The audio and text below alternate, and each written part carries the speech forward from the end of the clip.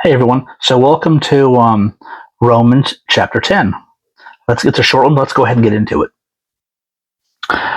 Brothers, my heart's desire and prayer to God for them is that they may be saved. For I bear them witness that they have a zeal for God, but not according to knowledge. For being ignorant of the righteousness of God and seeking to establish their own, they did not submit to God's righteousness. For Christ is the end of the law, for righteousness to everyone who believes.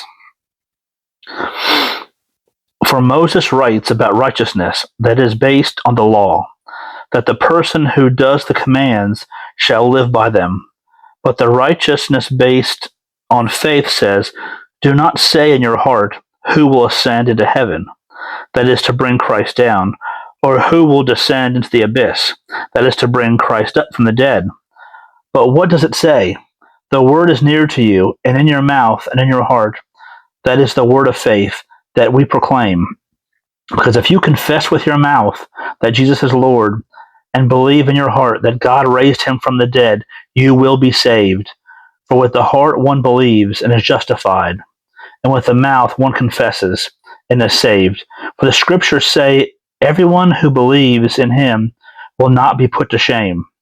For there is no distinction between Jew and Greek, for the same Lord is Lord of all. Bestow his riches on all who call on him. For everyone who calls on the name of the Lord will be saved.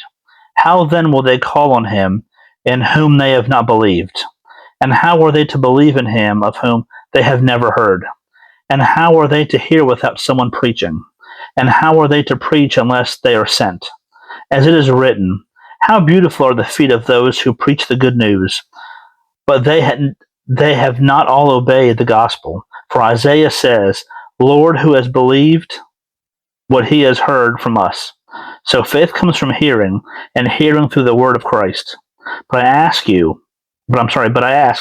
have they not heard? Indeed, they have. For their voice has gone out to all the earth, and their words to the ends of the world. But I ask, did Israel not understand?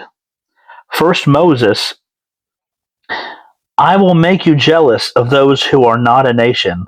With the foolish nation, I will make you angry. Then Isaiah is so bold as to say, I have been found by those whom did not seek me.